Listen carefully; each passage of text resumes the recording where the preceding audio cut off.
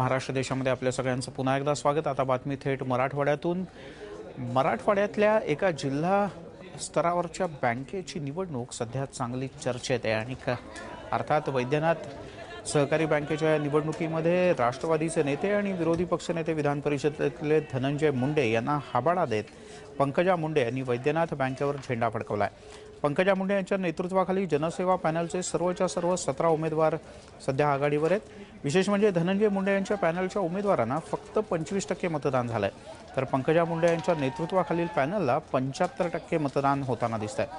आतापर्यंत चौथी फेरी पूर्ण झाली, आणखी 2 फेऱ्या बाकी आहेत। मात्र पंकजा मुंडे यांच्या गटानं मोठ्या प्रमाणात आघाडी घेतल्यानं आता धनंजय मुंडे यांच्या गटाचा पराभव हा निश्चित मानला जातोय। वैद्यनाथ बँकेच्या निवडणुकीमध्ये बीडच्या खासदार प्रीतम मुंडे यांना सर्वाधिक मतं मिळालेत, त्यामुळे अत्यंत प्रतिष्ठेच्या निवडणुकीत पंकजा मुंडे यांनी बाजी मारत धनंजय मुंडे यांना धूळ चारले।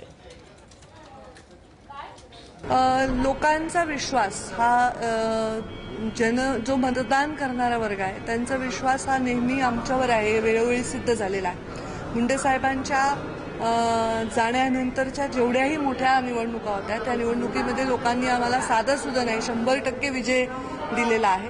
त्यामुळे लोकांचा हा जो ऋण आहे ते आम्ही त्याच्या ऋणात राहू आणि आम्ही जेव्हा जिंकतो तेव्हा समोरच्याचा पराभव होतच असतो। धनंजय मुंडेंना जनतेने नाकारले पूर्णपणे, त्यांना जनतेने स्वीकारले म्हणून थोडीच ते विधान परिषदेमध्ये जनतेने नाकारले म्हणूनच ते विधान परिषद